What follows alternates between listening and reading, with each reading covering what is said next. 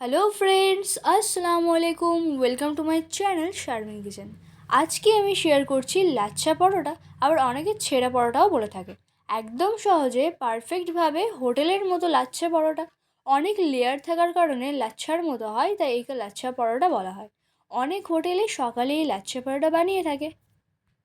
এই লাচ্ছা পরোটা সব পরোটা থেকে খেতে একটু বেশিই ভালো লাগে। এই পরোটা সবজি, ডাল, মাংস সব কিছুর সাথে খেতে বেশ ভালো লাগে। তো চলুন দেখে নেওয়া যাক। এটি বলে 2 কাপ ময়দা নিয়েছি। এখন এর মধ্যে স্বাদ অনুযায়ী লবণ, 1 চামচ চিনি ও একটু রিফাইন অয়েল দিয়ে হাত দিয়ে ভালো করে মিশিয়ে নেব। ভালো করে মিশিয়ে নেওয়া হয়ে গেলে অল্প অল্প জল দিয়ে মথে নেব। সফট একটি ডো বানিয়ে নেব।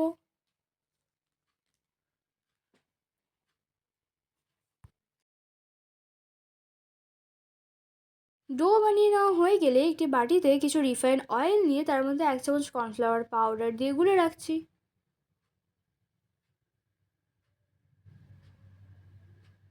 এখন ডোটাকে আবারও একটু মথে নিয়ে লেচি কেটে রাখছি। মোট 6টি লেচি কেটে রাখবো।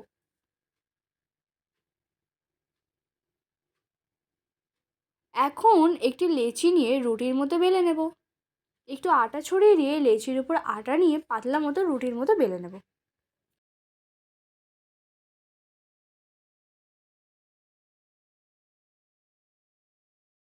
দেখুন, একদম পাতলা মতো করে বেলে নিয়েছি। এখন ওই কর্নফ্লাওয়ারের মিশ্রণটা 1 চামচ দিয়ে রুটির চারিদিকে লাগিয়ে নিচ্ছি। তারপরে একটি পিৎজা কাটার দিয়ে একদম সরু সরু করে এভাবে কেটে নিচ্ছি। যতটা পারেন সরু কাটার চেষ্টা করবেন, তাহলে লাচ্ছা পরোটা ভাজার পর লেয়ারগুলো ভালোভাবে বোঝা যাবে। পিৎজা কাটার না থাকলে ছুরি দিয়ে কেটে নিতে পারেন। দেখুন, একদম সরু সরু করে কেটে নিচ্ছি। একদম সরু করে কেটে নিয়েছি। তারপর এক সাইড দিয়ে এভাবে এক জায়গায় করে নিচ্ছি। করে নিয়ে হাত দিয়ে টেনে নিচ্ছি একটু। টেনে লম্বা করে তারপর হাতে এভাবে গুটিয়ে নিচ্ছি। দেখুন,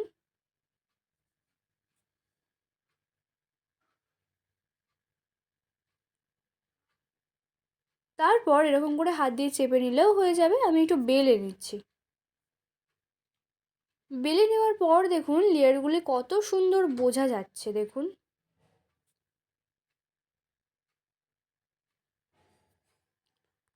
এখন ভেজে দেখাচ্ছি। প্রথমে শুকনো কড়াই দিয়ে ভেজে নেব।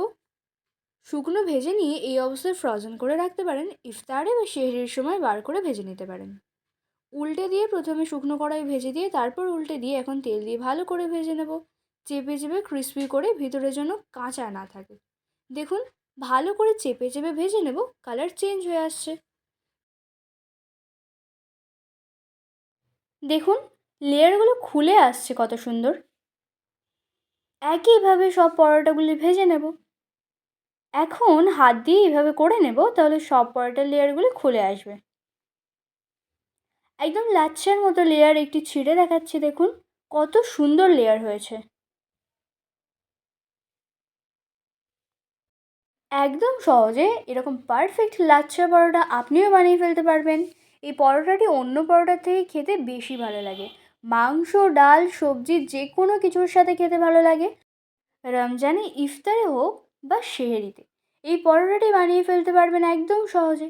আজকের লাচ্ছা পরোটার রেসিপিটি ভালো লাগলে লাইক, শেয়ার, কমেন্ট করে দেবেন। আর আমার চ্যানেলের নতুন সদস্য থাকলে চ্যানেলটি সাবস্ক্রাইব করে পাশে থাকার অনুরোধ রইল। Thanks for watching.